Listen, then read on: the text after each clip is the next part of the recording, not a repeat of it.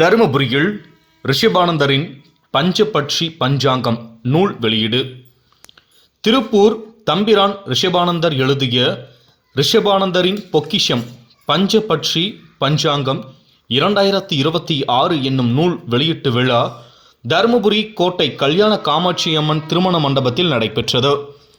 விழாவிற்கு தம்பிரான் ரிஷபானந்தர் தலைமை தாங்கினார். இந்த பஞ்சாங்க நூலை முன்னாள் சட்டமன்ற உறுப்பினரும் திமுக முன்னாள் மாவட்ட செயலாளருமான தடகம் சுப்பிரமணி வெளியிட, திமுக வர்த்தக அணி மாநில துணை செயலாளர் மெடிக்கல் சத்தியமூர்த்தி பெற்றுக்கொண்டார். இந்த நூலில் 2026 ஆண்டில் 365 நாட்களில் ஒவ்வொரு நட்சத்திரக்காரர்களுக்கும் தனித்தனியாக பஞ்சாங்கம் குறிப்புகள் வெளியிடப்பட்டுள்ளது. மேலும் ஒவ்வொரு நாளும் ராகு காலம், நல்ல நேரம், யமகண்டம் உள்ளிட்ட பல்வேறு தகவல்கள் வெளியிடப்பட்டுள்ளது. இந்த நிகழ்ச்சியில் மாவட்ட அறங்காவலர் குழு தலைவர் அன்பழகன், கோட்டை கோவில் அர்ச்சகர் செல்வ முத்துக்குமார சுவாமி, மாவட்ட வழக்கறிஞர் அணி அமைப்பாளர்கள் சந்திரசேகர், சிவன், திமுக மாவட்ட இளைஞரணி துணை அமைப்பாளர் வழக்கறிஞர் அசோக்குமார், முன்னாள் ஒன்றிய செயலாளர் கிருஷ்ணன் உள்ளிட்ட முக்கிய பிரமுகர்கள், ஆன்மீக பெரியோர்கள் கலந்து கொண்டனர்.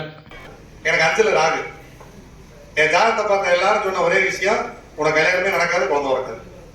ஏன்னா 2 7 கூட போய் 6ல் மறந்துட்டா, 5ல் ராகு இருக்கு, இங்க சுக்கரன் கேது சேர்ந்து இருக்கு.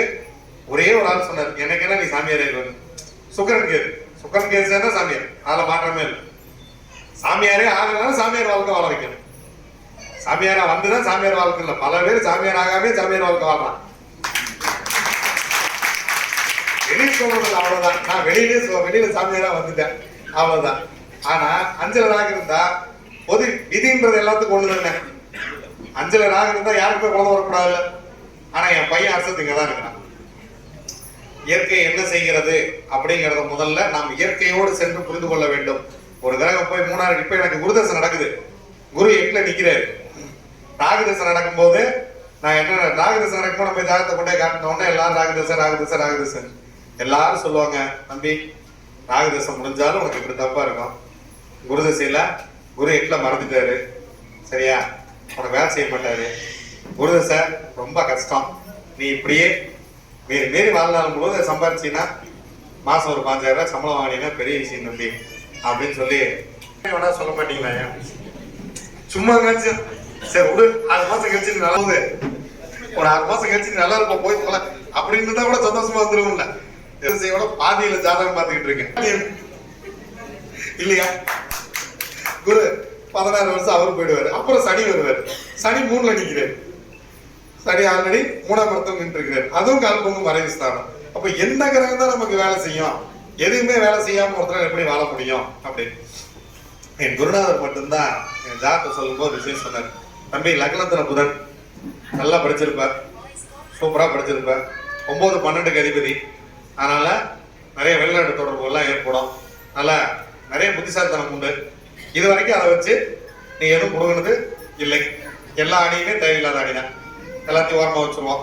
2வது 2 7 கூடிய செவ்வாய் 6ல் இருக்கிறது, ஆனால் யோகாதிபதி அதுதான் மேட்ரு.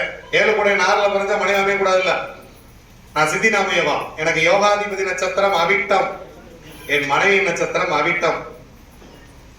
என் மனைவி கூட எங்க மாமா இன்னைக்கு வரல, அவர் ஆக்சுவலா வர சொல்லியிருந்தேன். எங்க மாமா பையன் இருக்கா, போய் ஜாதகம் போய் பாக்குறேன், என் ஜாதகத்தையும் திவ்யா ஜாதகத்தையும் கொண்டே பாக்குறான்.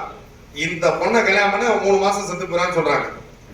மேச்சேர்ல ரவி இறந்து போயிட்டாரு. பல பேருக்கு இங்க இருக்கிறவங்களுக்கு மேச்சேர் ரவி தெரியும். அவர் தான் இந்த வார்த்தை சொல்றாரு என்கிட்ட. என்ன உட்கார வச்சா சொல்றாரு, தம்பி நீ சாருக்கு தயாரா இருந்துக்காரு. இப்ப என்ன போருக்கா தயாரா இருக்கிற, நீ என்ன பொசுக்கு சாரத்துக்கு தயாரா இருக்கிற அப்படின்னு. ஏற்கனவே லவ் பண்ணியாச்சு, கல்யாணம் பிக்ஸ் பண்ணியாச்சு, வேற வழி இல்ல. என்ன எவனுக்கு நமக்கு எவ்வளவு பொண்ணு கொடுக்கலாம், அது வேற மேட்ரு. இருக்கிற ஒரே பொண்ணு அதுதான். இப்ப அதை விட்டு போட்டு எங்க பொண்ணு தேடுறது இல்லையா? உண்மையா இல்லையா? நம்ம இருக்கிற கருப்புக்கு, நம்ம இருக்கிற சைஸுக்கு நம்மள ஒரு பொண்ணு லவ் பண்ணதே பெரிய ஈஸியா. இதை விட்டு போட்டு நம்ம இன்னொரு பொண்ணை தேடணும்னா இதெல்லாம் நடக்கிற காரியமா? சரி நடக்கிறது நடக்கட்டும் அப்படின்ட்டு எங்க மாமா வந்து ஒரே பையன், நல்லா வாய்ப்பு ராஜா, கல்யாணமே வேண்டாம், இதை வந்து அந்த பொண்ணை திருப்பி திவ்யா வீட்டுக்கு வந்துட்டா, எங்க வீட்டுக்கு கல்யாணம் பண்ணிக்கிறதுக்கு திவ்யா வீட்டுக்கு வந்துருச்சு. அதை வச்சு நாங்க ஜாதகம் பார்க்க போறோம். அதுவே பெரிய குற்றம் முதல்ல. முதல்ல லவ் பண்றவங்க ஜாதகமே பார்க்காதீங்க. லவ் பண்றவங்க ஜாதகமே பார்க்காதீங்க.